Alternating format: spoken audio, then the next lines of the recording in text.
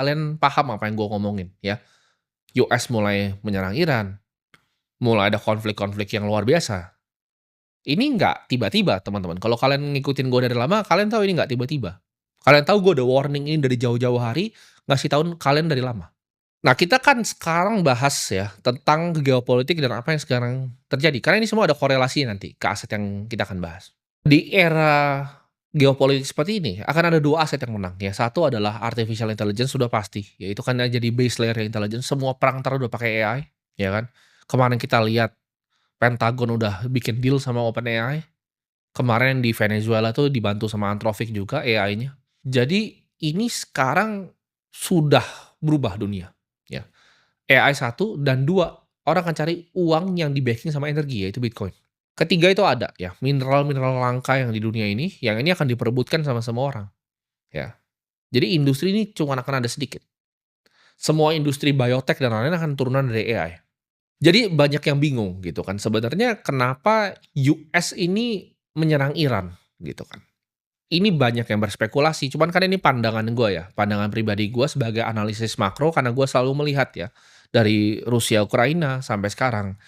Ketika Iran ini diserang sama US, Iran kan dulu selalu mikir bahwa dia selalu pakai proxy, ya kan, dia selalu pakai proxy seperti Hezbollah dan lain-lain dia perang.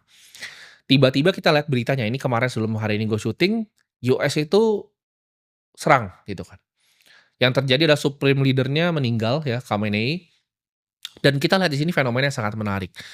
Menurut gue bahkan ini justru berbahaya ya untuk US dan teman-temannya. Kenapa? Karena ketika supreme leader-nya itu tidak ada, meninggal, Iran ini akan digantikan oleh pemimpin-pemimpin yang mereka nggak bisa mapping sebelumnya, ya. Jadi ketika dipotong satu akan keluar satu, keluar satu, keluar satu. Ini menciptakan dalam strategi perang seperti fog of war, ya. Jadi kabut. Amerika nggak bisa lihat dia mau ngapain. Dan terbukti ya kan military base Amerika sekarang dihantamin ya. Hari ini pagi ini gue baru lihat tadi dihantamin semua. Dan play-nya US ya untuk ini adalah Strait of Hormuz. Ya. Di mana 20% dari minyak dunia ya, 20 sampai 22,5% minyak dunia itu lewat situ. Kalau itu sampai dipotong, ini akan jadi problem untuk satu negara ya, yaitu Cina. Ketika Iran ke corner, ini kalau ini semua orang sudah tahu, mereka pasti akan blokade ya namanya Strait of Hormuz itu. Dan ini akan bikin harga minyak dunia itu melambung tinggi sekali. Dan unik ya, harga Bitcoin itu justru stabil di saat harga seperti ini. Ketika mereka kirim drone tabrak itu kan di Dubai, yang tadi semua orang kira aman, ternyata nggak aman di Dubai, Bitcoin harganya nggak terlalu drop. Kenapa? Karena orang-orang di sana pada jualin propertinya untuk beli Bitcoin. Sekarang kalau kalian cari ya, listingan properti di Dubai itu diskon 30% semua. Kalian cari semua hotel yang kalian mau nginep di Dubai sekarang, diskonnya 70%. Dan ini akan kita lihat movement di mana US akan melakukan money printing lagi. Kenapa? Karena perang itu butuh financing yang besar. Makanya kita lihat nanti di 18 Maret ini, decision Federal Reserve ini akan mengubah semuanya. Ya, kita akan lihat nanti. Jadi US gua lihat dengan Israel sekarang punya agenda untuk ganti rezim Iran yang sekarang. Ini bisa jadi pedang mata dua ya. Kalau ini works, dia berhasil untuk infiltrasi pakai CIA dan Mossadnya untuk ganti ibaratnya mereka punya rezim jadi lebih pro ke Barat, itu akan jadi bagus ya untuk Barat. Tapi kalau ini sampai gagal, Iran akan jadi another Irak dan Libya gitu. Jadi ntar perang-perang proksinya bakal jadi lebih panjang gitu. Jadi gue bukan cenayang atau gue bukan pelihat masa depan, gue cuma melihat berdasarkan apa data dan fakta yang ada di depan gue dan apa yang bisa kita lakukan ke depannya gitu. Yang kita harus waspadai ya kalau kalian yang ngikutin berita itu ada 2 menurut gue. Satu adalah ketika Rusia itu bantu Iran, itu harus hati-hati. Dan satu negara lagi yang ketekan itu adalah Cina, karena gue bilang tadi minyaknya itu dia nggak bisa ya, kalau dia nggak ada Strait of Hormuz. Dan kalau kita lihat secara geografi, di kanannya itu, Cina itu udah dipotong, ya kan. Kita lihat bahwa Filipina di paling bawah, Taiwan yang dia pengen banget, lalu Jepang. Makanya ketika gua tahun lalu Desember ke Jepang, ya kan, orang kalau dari Cina mau ke Jepang, itu susah, gitu. Karena ini udah jadi problem panas nih. Amerika kan potong dari sebelah kanan.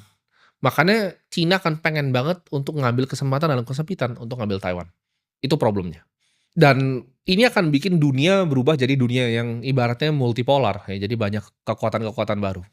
Jadi gue tetap percaya ketika situasi panas seperti ini, Bitcoin tetap jadi aset yang aman ya bagi gue. Apakah gua takut ini turun sampai 65.000? Kalau kalian bayangin, gua di sini ketika awal kita bikin harga Bitcoin berapa gitu kan, borong Bitcoin. Ketika awal gua mulai untuk aktif lagi sharing di sosial media, Bitcoin tuh 16.000. Ini udah naik berapa kali lipat dari harga 16.000 itu.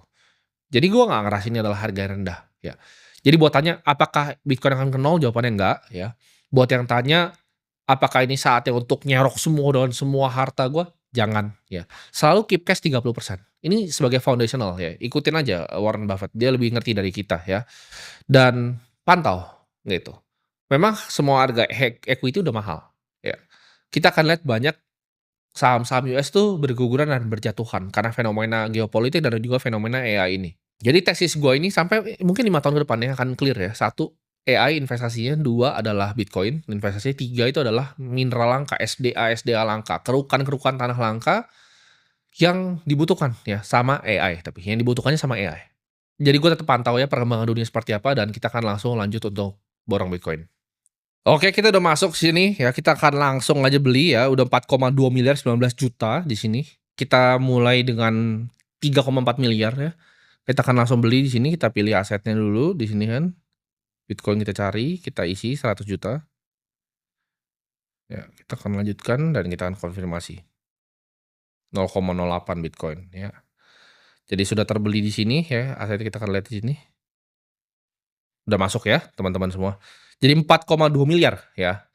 Dan gua nggak takut ya atas peristiwa geopolitik mau ini turun lagi. Saran gua untuk kalian jangan serakah. Ketika harga murah jangan langsung mau masukin cash semua duitnya, tetap pegang cash dan tetap cicil Bitcoin.